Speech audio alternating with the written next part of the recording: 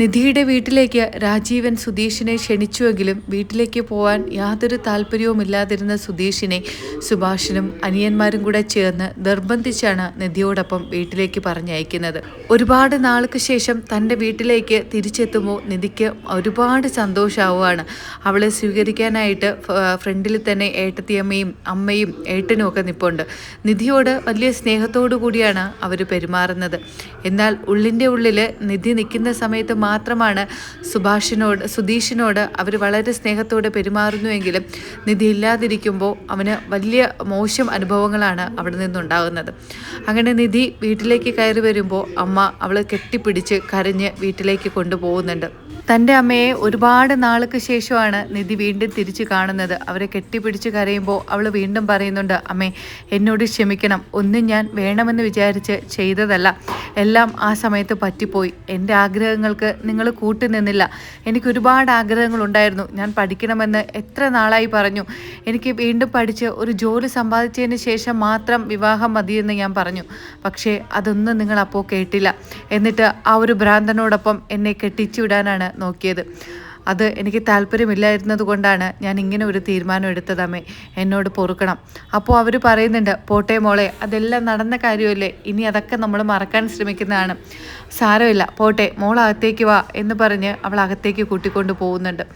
സുധീഷ് പുറകിൽ നിന്നും അകത്തേക്ക് കയറുന്ന സമയത്ത് രാജീവൻ പറയുന്നുണ്ട്, എന്താടാ നിനക്ക്, നീ അവളുടെ പുറകെ എവിടേക്കാ കയറി അങ്ങ് പോകുന്നത്? നിനക്ക് ഈ വീടിൻ്റെ പടിക്കപ്പുറത്താ സ്ഥാനം.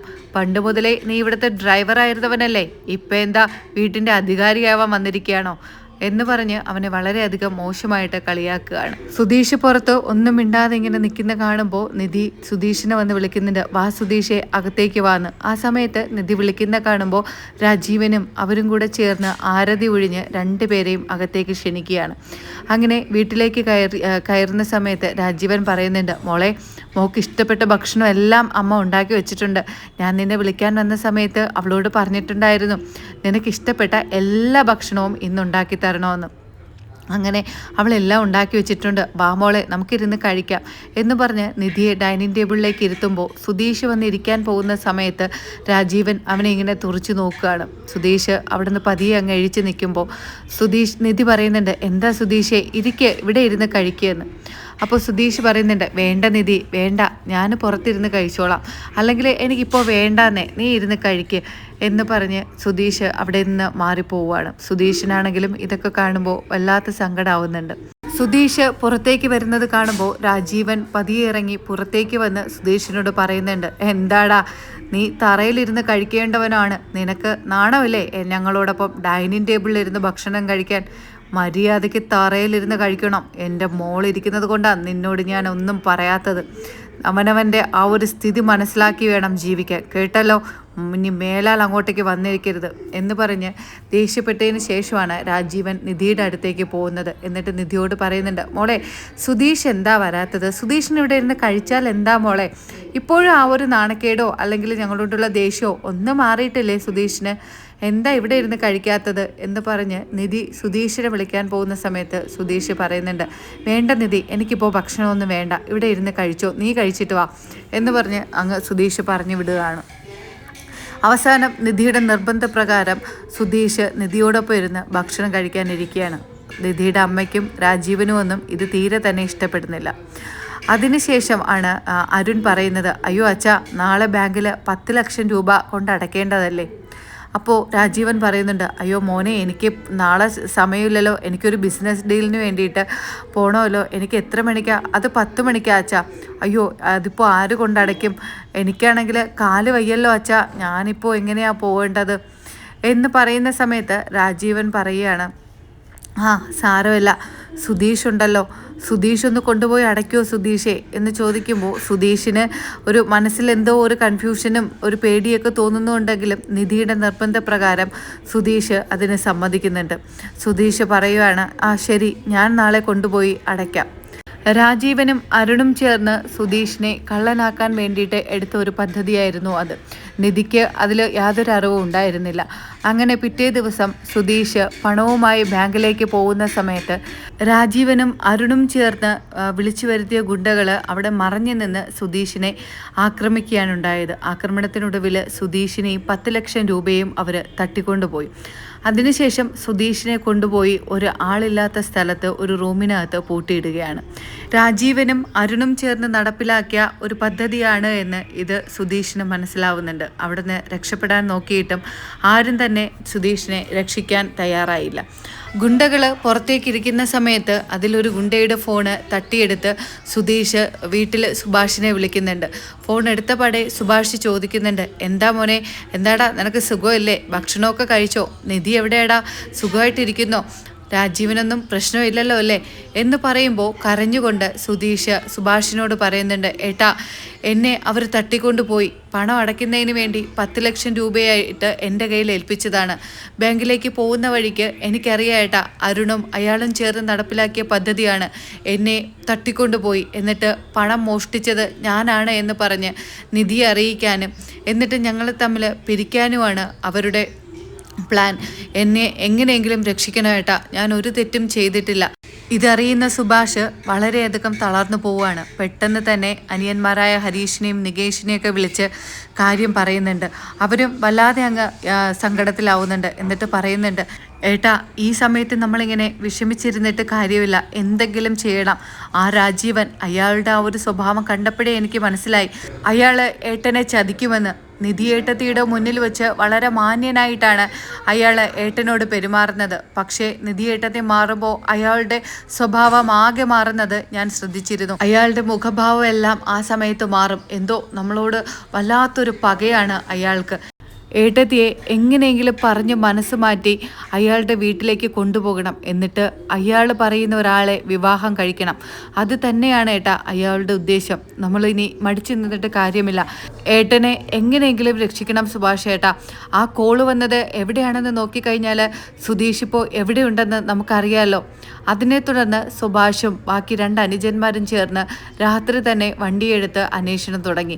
അവസാനം ഒരുപാട് അവർ അലഞ്ഞതിന് ശേഷമാണ് സുധീഷിനെ കണ്ടുപിടിക്കുന്നത്. ആ സമയത്ത് സുധീഷ് രക്ഷപ്പെടാൻ ശ്രമിക്കുന്നതിനെ തുടർന്ന് ഗുണ്ടകൾ അവൻ അവിടെ നിന്നും മറ്റൊരു സ്ഥലത്തേക്ക് മാറ്റാനാണ് ശ്രമിച്ചിരുന്നത്. അവിടെ ചെന്ന് അവൻ്റെ കയ്യിൽ നിന്നും 10 ലക്ഷം രൂപ തട്ടിക്കൊണ്ടുപോയിട്ട് അവനെ കൊന്നുകളയാനായിരുന്നു അവരുടെ പ്ലാന്. സുധീഷിൻ്റെ നിലവിളി കേൾക്കുമ്പോൾ സുഭാഷും അനിയന്മാരും ചേർന്ന് വണ്ടി അവിടെ വച്ചതിന് ശേഷം വേഗം അവിടെ എത്തി ആ ഗുണ്ടകളെ കൈകാര്യം ചെയ്ത് സുധീഷിനെ രക്ഷിക്കാനുണ്ടായത്. എന്തു പറ്റിയടാ, എന്തു പറ്റി നിനക്ക്, കാര്യം പറ എന്ന് പറയുമ്പോൾ കരഞ്ഞുകൊണ്ട് സുധീഷ് പറയുന്നുണ്ട്, ഏട്ടാ എന്നെ അയാൾ ചതിക്കുകയായിരുന്നു. സ്നേഹം നടിച്ച് അവിടേക്ക് കൊണ്ടുപോയത് നിധിയുടെ മുന്നിൽ വെച്ച് മാത്രം അയാളെ സ്നേഹത്തോടെ എന്നോട് പെരുമാറുമായിരുന്നു. പക്ഷേ നിധി ഇല്ലാതിരുന്ന സമയത്ത് വളരെ ക്രൂരമായിട്ടാണ് എന്നെ അയാൾ പെരുമാറിയത്. എനിക്കൊരു പട്ടിയുടെ വില പോലും അയാൾ ആ വീട്ടിൽ തന്നില്ല. നിധി കാണുന്ന സമയത്ത് മാത്രം പുഞ്ചിരിച്ചുകൊണ്ട് അയാൾ എന്നോട് സംസാരിക്കുമായിരുന്നു.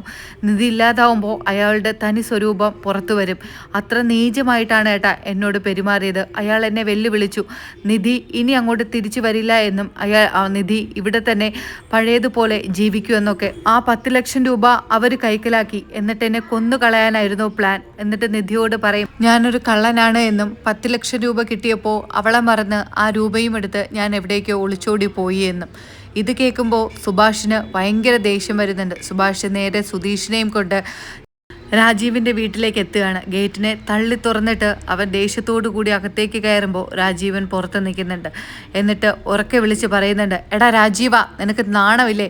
മോളെ നിധി, ഇങ്ങോട്ട് ഇറങ്ങി വന്നേ. നിൻ്റെ അച്ഛൻ എന്താ ചെയ്തതെന്ന് നിനക്കറിയാവോ? ഇവനെ, ഈ സുധീഷിനെ ഇല്ലാതാക്കാനായിരുന്നു നിൻ്റെ അച്ഛൻ്റെ പ്ലാൻ. നിന്നെ സ്നേഹം നടിച്ച്, ഇയാൾക്ക് നിന്നോട് പോലും ഒരു തരി സ്നേഹമില്ല മോളെ, അത് നിനക്ക് നേരത്തെ മനസ്സിലായതാണല്ലോ. സ്നേഹം നടിച്ച് നിന്നെ അയാളുടെ വീട്ടിലേക്ക് കൂട്ടിക്കൊണ്ടു പോയത് സുധീഷിൽ നിന്നും നിന്നെ അകറ്റാനായിരുന്നു. എന്നിട്ട് സുധീഷിനോട് വളരെ നീചമായിട്ടായിരുന്നു നിന്റെ അച്ഛൻ പെരുമാറിയത്.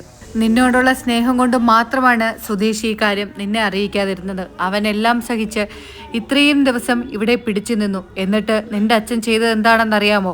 10 ലക്ഷം രൂപ അവൻ്റെ കയ്യിൽ ബാങ്കിൽ അടയ്ക്കാനെന്ന് പറഞ്ഞ് കൊടുത്തുവിട്ടിട്ട് അയാൾ ഏർപ്പെടുത്തിയ ഗുണ്ടകളെ തന്നെ അവൻ്റെ കയ്യിൽ നിന്നും ആ പണം തട്ടിപ്പറിക്കുന്നതിന് വേണ്ടിയിട്ട് നിർത്തിയിട്ടുണ്ടായിരുന്നു.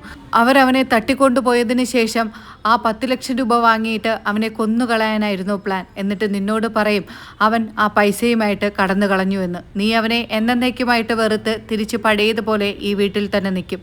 ഇതായിരുന്നു നിന്റെ അച്ഛൻ്റെയും നിന്റെ ഏട്ടൻ്റെയും പ്ലാൻ. കഷ്ടം.